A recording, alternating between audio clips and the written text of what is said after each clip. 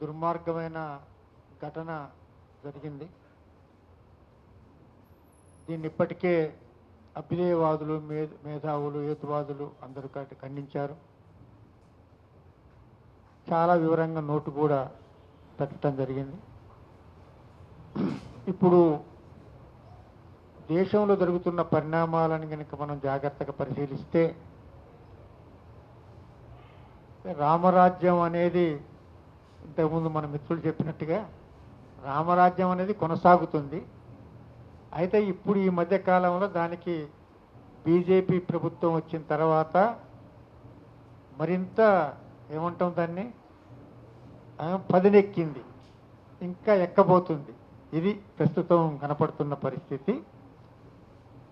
దీన్ని నివారించటానికి, దీన్ని వ్యతిరేకించటానికి ఏం చేయాలి, ఎట్లా చేయాలని ఆలోచించడమే ఒక ప్రధానమైన పని అనుకుంటున్నా. అందరిది, అభ్యుదయవాదులందరిది, మేధావులందరిది, వామపక్షాలది, అంబేద్కర్ వాదులది, అందరి పని ఏంటంటే దీన్ని వ్యతిరేకంగా ఏం చేయాలి, ఎట్లా చేయాలి. రోజు రోజు అది మితిమీరిపోతుంది, అది విస్తృతమవుతుంది. మనం జాగ్రత్త కనుక పరిశీలిస్తే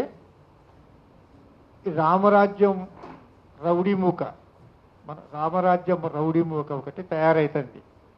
అంటే ఇలాంటి రామరాజ్య రౌడీమూకలు వివిధ పేరిట్ల, గోరక్షక దళాలనే పేరిట, ఇతర బజరంగ దళాలు అనే పేరిట, సనాతన ధర్మ కాపాడే పేరిట, ఇట్లా అనేక రకాలుగా మూకలు, రౌడీ మూకలు ఎట్నైతే ఉన్నాయో దాంట్లో ఇంకా ఆరితేరిన మూటలాగా ఇది చాలా డైరెక్ట్గా ప్రజలందరినీ భయభ్రాంతులు చేయడానికి ప్రయత్నం చేస్తుంది.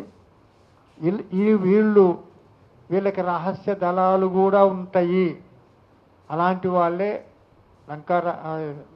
మన లంకేష్ని చంపింది కానీ, పన్సారిని చంపింది కానీ, దబోల్కర్ని చంపింది కానీ ఇలాంటి సంస్థలే. ఇవి చాలా ప్రమాదకరంగా ఉంటున్నాయి. కాబట్టి దీన్ని మనం ఖండించాల్సిన అవసరం, దీనికి వ్యతిరేకంగా పోరాటం చేయాల్సిన అవసరం చాలా ఉంది. ఇంతకుముందు శంకర్ గారు చెప్పినట్టుగా కులాంతర వివాహాలు చేసుకున్న వాళ్ళ మీద దాడులు జరిగేది కూడా మనం రోజు చూస్తున్నాం. వీటికి వ్యతిరేకంగా కానీ, ఇప్పుడు ఈ రామరాజ్యం రౌడీ మూకలు చేసేది కానీ, లేకపోతే బజరంగ దళాలు కానీ, గోరక్షక దళాలు కానీ, ఇలాంటివన్నీ కూడా పెచ్చరిల్లకుండా ఉండటానికి కావలసిన విధంగా ఒక దీర్ఘకాలికమైన ప్రణాళికతోని పనిచేయాల్సిన అవసరం ఉంటుంది. ఏదైనా ఘటన జరిగినప్పుడే ఇట్లా ఖండించుకోవటం అనేదే కాకుండా దీనికి ఒక విశాలంగా ఆలోచించగలిగే ఒక సంస్థని ఏర్పాటు చేసి దాన్ని ఆ ఘటనకు కారణాలు ఏంటి, అవి ఎందుకు కొనసాగుతున్నాయి, వీటికి వ్యతిరేకంగా మనం భావజాల రంగంలో కూడా విస్తృతమైన ప్రచారాన్ని తీసుకురావాల్సిన అవసరం ఉంది.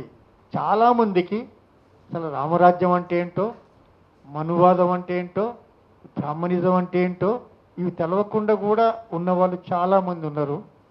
అసలు వాళ్ళందరి చైతన్యవంతులు అయితేనే, చైతన్యవంతులను చేసే సంస్థల లాంటి వాటిని మనం సృష్టిస్తేనే మనం ఇలాంటి వాటిని నివారించడానికి అవకాశం ఉంటుంది. కాబట్టి ఇక్కడికి వచ్చిన వాళ్ళు చాలా వివిధ సంఘాలకు సంబంధించిన వాళ్ళు ఉన్నారు. వాళ్ళందరూ కూడా ఇలాంటి విషయాల మీద భవిష్యత్తులో జరిగే కార్యక్రమాలకు హాజరు కావటమే కాకుండా విశాల సంఘటన కోసం ప్రత్యేక ప్రయత్నం చేయాల్సిన అవసరం ఉంటుంది. కాబట్టి ఇప్పుడు దీనికి చొరవ తీసుకున్న కుల వివక్ష వ్యతిరేక పోరాట సంఘం ఇలాంటి విషయాల లోపల ఆలోచించే వారందరినీ సమీకరించి శాశ్వతంగా భవిష్యత్తు లోపల ఉపయోగపడే విధంగా ఒక విశాల సంఘటనకు కూడా ప్రయత్నం చేస్తే బాగుంటుందేమన్న నా సూచన. ఆ విధంగా చేయాలని కోరుతున్నాం.